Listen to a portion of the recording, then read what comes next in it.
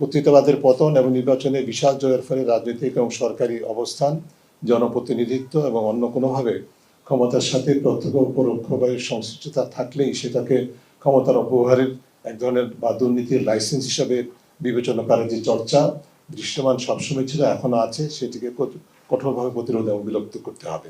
আমরা মনে করি দুর্নীতির নিয়ন্ত্রণ, প্রতিরোধ এবং সুশাসন প্রতিষ্ঠা হচ্ছে যে অন্য সকল যে অঙ্গীকারগুলো আছে সেগুলো বাস্তবায়নের পূর্ব শর্ত। আমরা গত সবসময় দেখেছি বাংলাদেশে সবসময় সরকারগুলো দুর্নীতির বিরুদ্ধে শূন্য সহনশীলতার ঘোষণা দেয়, সুশাসনের ঘোষণা দেয়, কিন্তু বাস্তবে সেগুলো কার্যকর করা যায় না, কারণ অভ্যন্তরীণ প্রতিরোধ সবচেয়ে বেশি অন্যতম উপাদান হিসেবে কাজ করে, যেটা আমরা অন্তর্বর্তী সরকারের সময় দেখেছি। কাজে এই অভিজ্ঞতার উপর ভিত্তি করে আমরা যে প্রত্যাশা এবং অর্জনের সম্ভাবনা, তার পাশাপাশি ঝুঁকি চিহ্নিত করে সেটাকে নিরসনের উপায় বের করার প্রতি গুরুত্ব আরোপ করছি।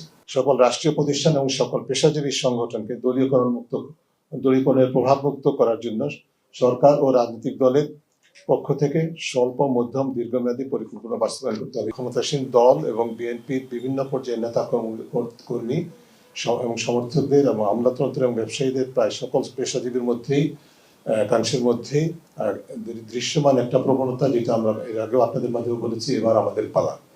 এই যে এবার আমাদের পালা যে সংস্কৃতি, সেটার বিকাশ রোধে, সেটাকে প্রতিহত করার জন্য দলীয় দল ও দলীয় অঙ্গ সংগঠন সহ সকল দলীয় আনুগত্য পুষ্ট সকল ক্ষেত্রে শুদ্ধতার চর্চা নিশ্চিত করতে হবে এবং সেই জন্য দল ও সরকারের শীর্ষ পর্যায় থেকে দুর্নীতির বিরুদ্ধে শূন্য সহনশীলতার দিক নির্দেশনা সহ সর্বোচ্চ গুরুত্ব প্রদান করতে হবে। দুর্নীতি বিরোধী অবস্থান এবং প্রতিশ্রুতির বাস্তবায়নে সরকারের বিশাল সুযোগ আছে এবং আছে সক্ষমতা, কিন্তু এর পাশাপাশি সুযোগ এবং সক্ষমতা আমরা জোরালোভাবে বলতে চাই। সরকারের বিশাল যে গণরায় আছে এবং সংসদে 2/3 বেশি আসন আছে এবং জাতীয় সমর্থন আছে, তার উপর ভিত্তি করে সরকার যেটা চায় সেটা অবশ্যই বাস্তবায়ন করার মতো তাদের সক্ষমতা এবং সুযোগ সৃষ্টি হয়েছে।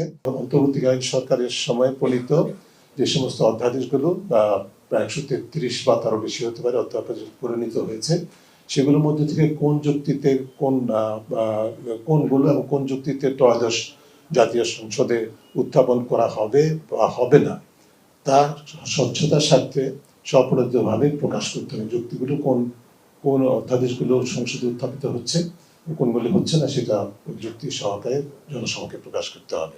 ক্ষমতার অপব্যবহার, দুর্নীতি, দলবাজি, চাঁদাবাজি, দখলবাজিকে স্বাভাবিকতার প্রদানের সকল অপচেষ্টার বিরুদ্ধে সরকারের শীর্ষ পর্যায় থেকে কঠোর বার্তা এবং নির্দেশনা দিতে হবে।